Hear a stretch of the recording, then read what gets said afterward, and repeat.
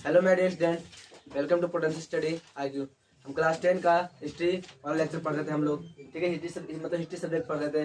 आज उसका next part पढ़ेंगे। ठीक है बाबू, आज हम लोग पढ़ेंगे क्या 1830 की क्रांति का क्या क्या प्रभाव हुआ। ठीक है, हम पिछले क्लास में पढ़े थे 1830 की क्रांति कैसे हुआ और क्यों उसको कहा जाता है। आज हम पढ़ेंगे उसका क्या क्या प्रभाव हुआ। ठीक है बाबू, चलिए शुरू करते हैं बाबू। तब तक आप वीडियो को लाइक कर दीजिए, शेयर भी कर दीजिए। देखिएगा इधर बाबू, हम लोग सबसे पहले पढ़ेंगे 1830 की क्रांति का प्रभाव। ठीक है, हेडिंग है क्या क्या प्रभाव हुआ जब हम क्रांति हुआ 1830 में, मतलब फ्रांस की क्रांति 1830 की, तो क्या क्या इसका प्रभाव पड़ा देखिएगा। तो बोल रहे ना बाबू, जुलाई की क्रांति, सुनिएगा, जुलाई क्रांति इस बात की सूचक है कि देश में कट्टर राज्य सत्तावादियों का प्रभाव कम हो रहा था। सुनिएगा, एक क्या क्या प्रभाव होना शुरू हो गया। तो पहले इसने बोला क्या, जुलाई की क्रांति है ना, जुलाई क्रांति इस बात की सूचक थी कि देश के कट्टर राज्य सत्तावादियों का प्रभाव कम हो रहा था। मतलब जो क्रांति हो रहा था इससे क्या प्रभाव हुआ कि जो देश में जो राज था ना, राजतंत्र, वो धीरे धीरे क्या हो रहा है, कम हो रहा है। ठीक है, यही बोला जा रहा है यहाँ पे, देखिएगा। सूचक था कि देश में कट्टर राज सत्तावादियों, राज मतलब राजा वाला, राज सत्तावादियों का प्रभाव कम हो रहा था। समझ में आया क्या। और क्या प्रभाव हुआ, वास्तव में यह क्रांति मध्य वर्ग और लोक संप्रभुता की सिद्धांतों की देन थी। ये जो क्रांति था ना, मध्य वर्ग की देन थी। मध्य वर्ग और लोक संप्रभुता मतलब सभी को, लोगों को मिलकर जुल के देन था।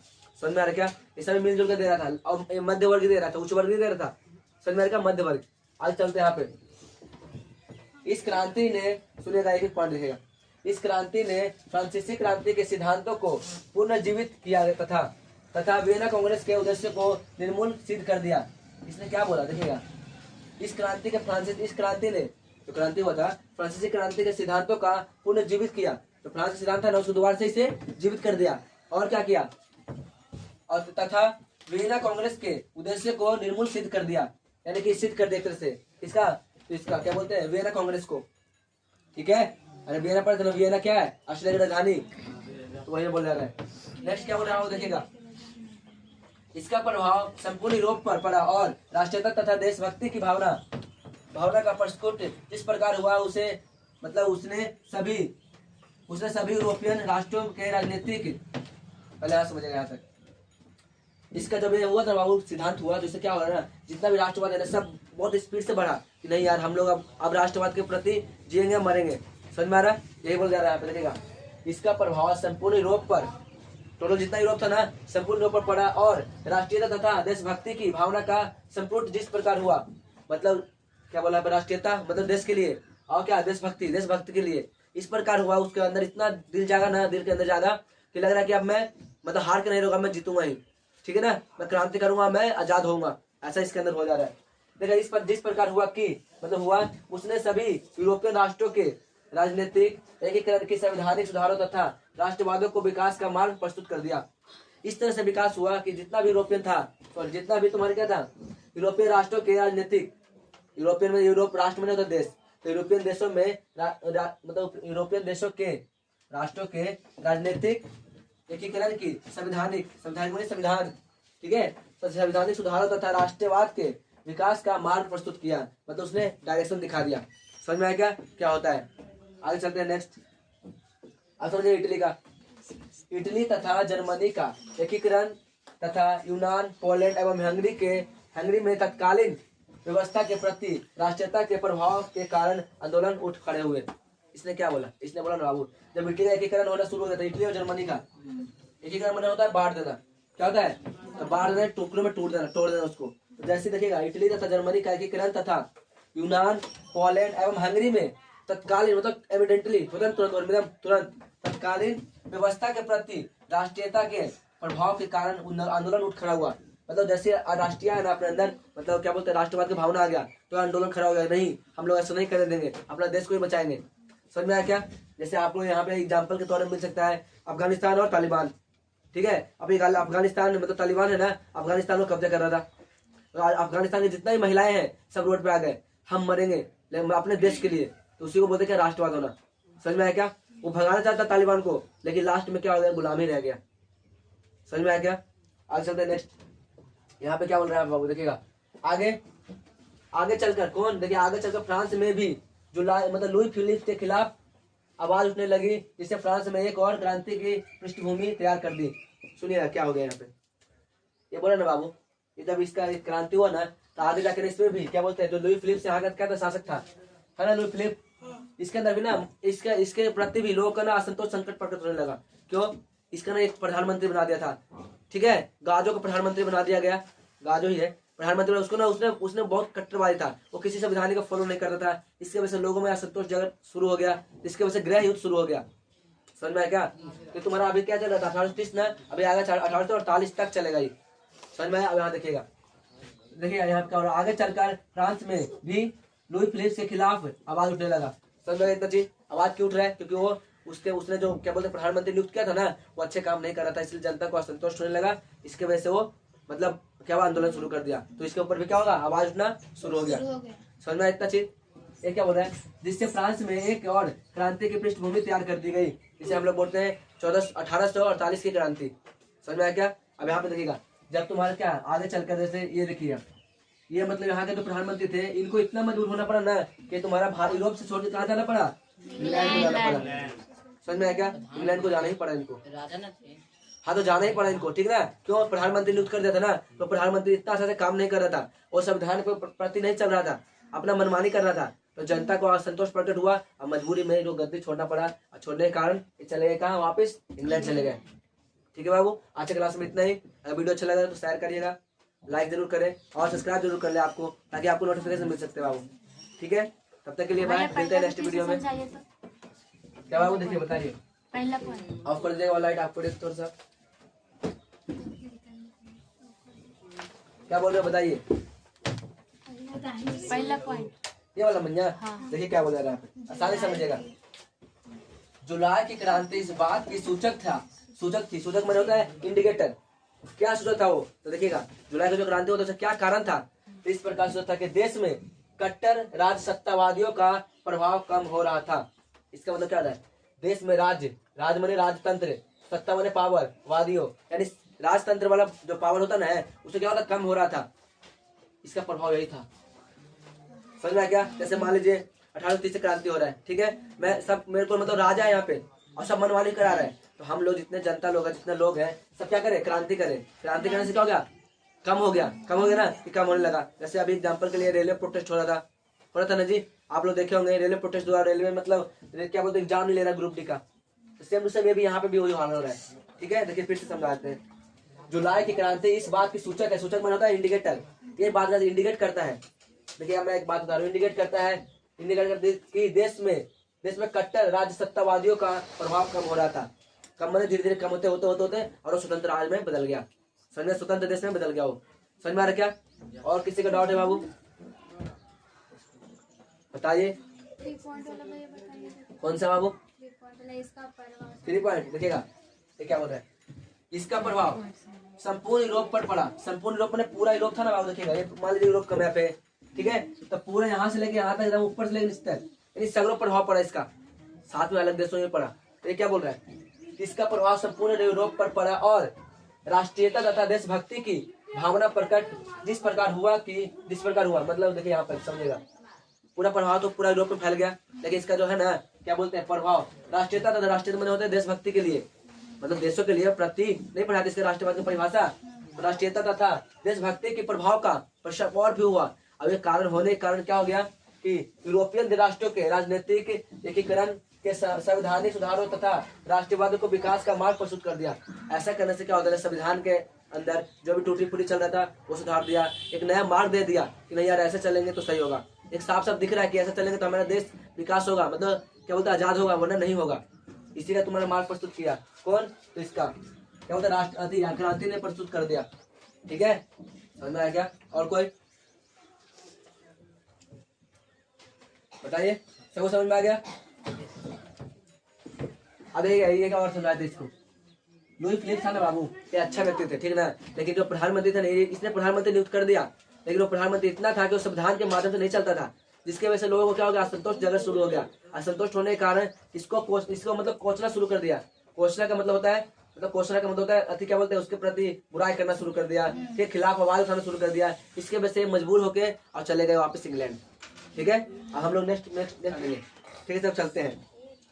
हम लोग सबसे पहले पढ़ेंगे बाबू क्या, सन 1848 ईस्वी की क्रांति, क्या इसमें अंदर रहा, क्या कैसे खामियां रहा, क्या कैसे फायदा हुआ, वो सब हम लोग देखेंगे। फिर हम लोग पढ़ेंगे नेक्स्ट इधर की ओर। ठीक है बाबू, चलते हैं। इसका पहला पॉइंट क्या था बाबू? लुई फिलिप्स एक उदारवादी शासक था। लुई फिलिप्स कैसा शासक थे? तो उदारवादी थे। उदारवादी का मतलब होता है देश के प्रति संविधानिक माध्यम से चलने वाला व्यक्ति। ठीक है, उसे बोलते उदारवादी, यानी देशों को उदार करने के लिए काम आता है, मतलब उदय करने के लिए। ठीक है, आगे चलते हैं। परंतु बहुत अधिक महत्वाकांक्षी था, लेकिन महत्वाकांक्षी था भी वो। ठीक है, उदारवादी भी था और महत्वाकांक्षी भी थे। ठीक है, नेक्स्ट चलते हैं हम लोग। उसने महत्वपूर्ण थे वो सभी की नजरों में। ठीक है, ऐसे कहा जाता है।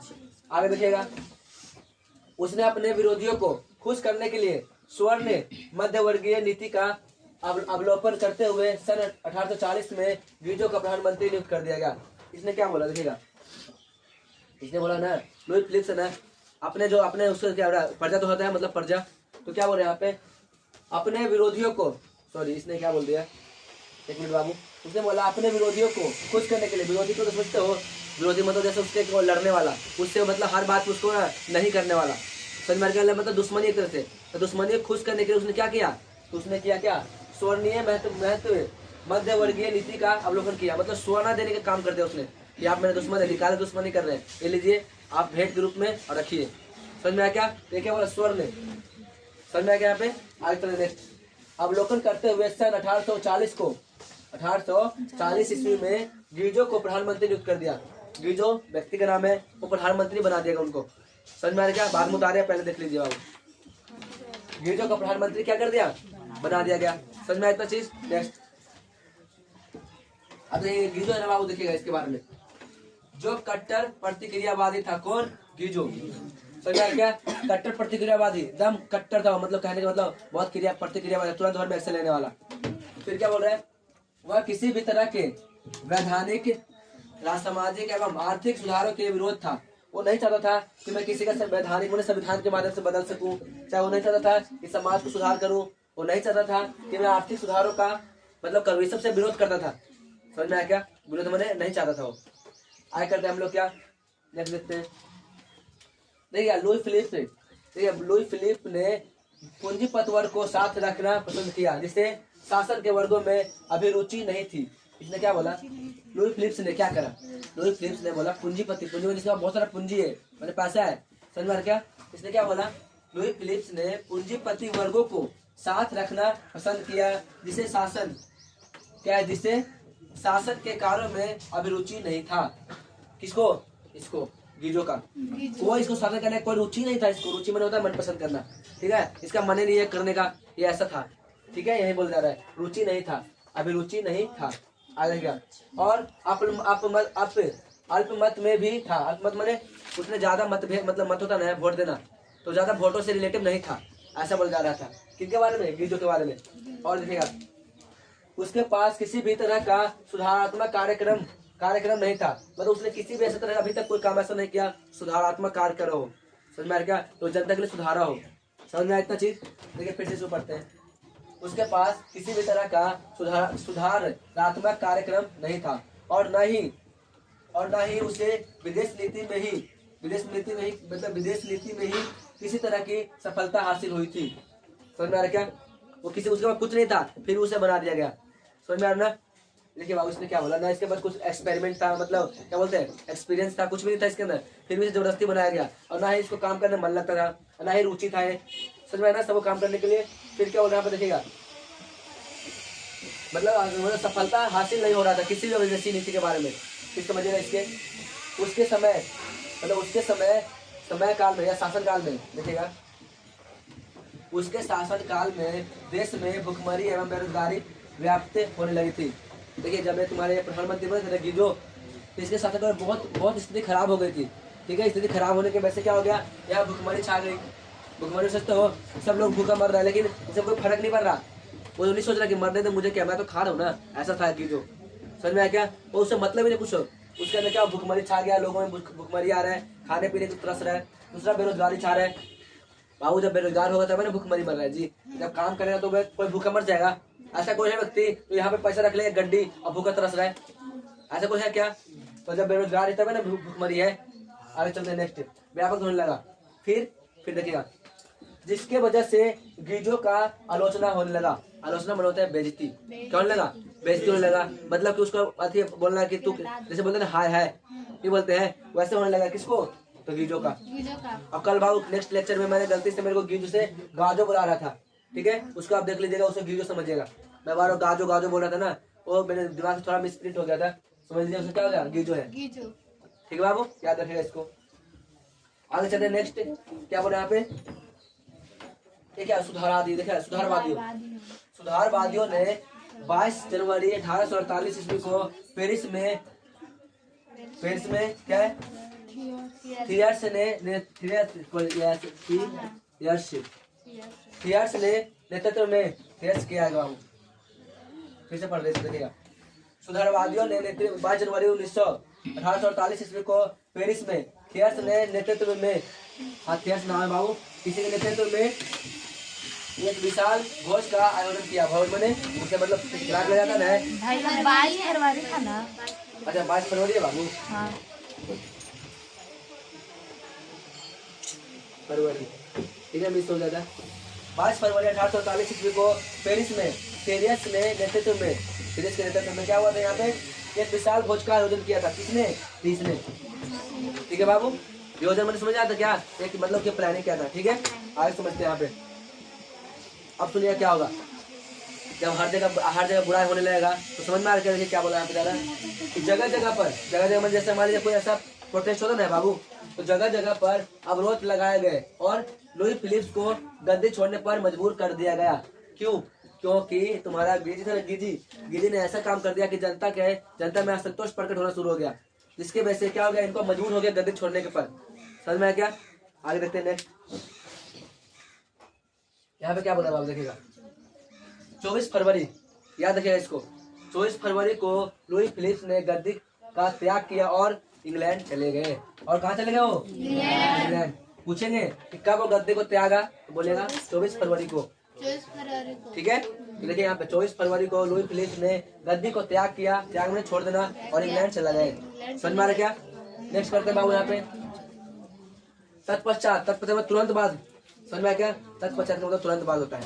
तो तत्पश्चात नेशनल असेंबली ने गणतंत्र की घोषणा करते हुए 21 वर्ष के ऊपर सभी वयस्क पुरुषों को मताधिकार प्रदान किया और काम के अधिकार की गारंटी दे दी। सुनिए ऐसे अर्थ क्या है, इसलिए बोलो ना वो, ये तो चले गए वापस। तो यहाँ पे क्या बोला, तत्पश्चात उसके बाद एक नेशनल असेंबली ने क्या किया, गणतंत्र देश को, गणतंत्र राज्य कर दिया इसको, या आजाद एक तरह से। तो गणतंत्र की घोषणा करते हुए 21 वर्ष से ऊपर के जितने भी पुरुष है, यहाँ महिला की बात नहीं हो रही, सुन लीजिए, जितना भी पुरुष है सबको वोट देने का अधिकार है। समझ में क्या? ये बोला जा रहा, महिला नहीं है यहाँ पे। हाँ देखिए बाबू, ये तुम्हारा कमेटी का नाम है। ठीक है, समझ में आया क्या? ये क्या बोला है, तत्पश्चात नेशनल असेंबली ने गणतंत्र की घोषणा कर दिया। ठीक है, और क्या बोला फिर, 21 वर्ष के ऊपर के सभी वयस्क पुरुष, वयस्क मतलब होता है अब मतलब यंग, ठीक है, जिसे बोलते हैं वयस्क पुरुष को मताधिकार प्रदान किया। मताधिकार में होता है वोट देने। समझ में क्या? तो यहाँ पे पूछ सकता है बाबू, देखिएगा, नेशनल असेंबली ने पुरुषों का मतलब मताधिकार का कितने वर्ष का उम्र तय किया था, तो आप बताना पड़ेगा आपको, 21 वर्ष की उम्र तय किया था। समझ में क्या? इससे ऊपर वाला जितने भी लोग हैं, आगे समझिए यहाँ पे। और क्या किया, और उन्होंने काम की गारंटी भी दिया। जैसे हमने इकोनॉमिक्स पार्ट में पढ़ता नरेगा के बारे में, ये नरेगा 100 दिन के लिए गारंटी देता हो काम करने का, 300 रुपये पर डे देगा वो। समझ में आ रहा क्या? उसे नरेगा बोलते हैं हम लोग। तो सेम टू सेम यहाँ बोला जा रहा है क्या, काम देने का गारंटी भी दे रहा है। समझ में आ रहा है? काम दे रहा है भाई, आप कुछ भी कर सकते हैं, आपको लेबर वाला ही काम दिया जाएगा। अगर ज्यादा टैलेंट है तो आप जॉब निकालिए और बस अपना जॉब करिए। समझ में आ रहा क्या? कंपटीशन निकालिए, जॉब करिए। आगे चलते नेक्स्ट क्या बोला जा रहा है यहाँ पे, ये क्या लिखेगा, गणतंत्रवादियों का नेता कौन थे, ये याद रखिएगा। मैं पूछ सकता हूँ क्या, गणतंत्रवादियों का नेता कौन थे, तो लामार्टिन है, लामार्टिन। ठीक है, लामार्टिन। एवं सुधारवादियों के नेता कौन थे, लुई ब्लॉक, लुई आधा है, हाँ लुई ब्लॉक, आधा है बाबू, आधा लुई ब्लॉक है। ठीक है, आगे नेक्स्ट, शीघ्र मतलब तुरंत, क्या होता है, तुरंत। देखिएगा, शीघ्र ही दोनों में मतभेद आरंभ हो गए। मतलब मतभेद मतलब लड़ाई, क्या होता है, लड़ाई मतलब आपस में झगड़ा होता है ना जी, कैसे कोई पार्टनर होता है तो लड़ाई हो जाता है, तो मतभेद शुरू हो गया तुरंत भर में। शीघ्र ही मतभेद आरंभ हो गया और आरंभ हो गया और लुई नेपोलियन फ्रांस का सम्राट बना। समझ में आया क्या? कौन बना? तो लुई नेपोलियन ने फ्रांस का सम्राट बना। यहाँ पे क्वेश्चन बन सकता है, वो बिहार बोर्ड बना सकता है, कोई भी स्टेट बोर्ड बना सकता है। यहाँ पर से क्वेश्चन ये पूछेगा, सिंपल सी बात है। क्या फ्रांस का सम्राट कब बना, मतलब कौन बना? तो आपको बोलना पड़ेगा लुई नेपोलियन ने बना। कब? जब तुम्हारा क्या बोलते हैं, तो गणतंत्रवादियों का नेता और सुधारवादियों के नेता के बीच मतभेद आरंभ हो गया था तब। देखा, सुधारवादियों का नेता कौन है? देखेगा ये है लुई ब्लॉक। और गणतंत्रात्मक का नेता कौन है? लामार्टिन। लामार्टिन। सुधारवादियों आगे समझते बाबू यहाँ पे। अब यहाँ समझते, नेक्स्ट सुनिएगा, अच्छी तरह सुनिएगा। देखिए, इस क्रांति ने सिर्फ फ्रांस की पुरातन व्यवस्था का अंत किया, बल्कि इटली, जर्मनी, देखिए इसने क्या बोला, इस क्रांति ने, जो क्रांति होता है ना 1830 की क्रांति, तो इस क्रांति ने सिर्फ फ्रांस की पुरातन व्यवस्था का अंत किया, मतलब पुराने वाला जो था ना उसको अंत किया, और इसके साथ और क्या किया? अंत किया, बल्कि और भी, जैसे इटली में किया, Germany, Australia, Ireland, Switzerland, Denmark, Spain, Poland, Ireland तथा इंग्लैंड भी इस क्रांति से प्रभावित हुए। समझ में क्या? इतने सारे देश है इस क्रांति से प्रभावित हो गए और चाहने लगे कि नहीं, हम भी आजाद हो सकते हैं, हम भी किसी के गुलाम नहीं रहेंगे, हम भी क्रांति करके अपने लक्ष्य को प्राप्त कर सकते हैं। समझ में आया क्या? आज चले नेक्स्ट।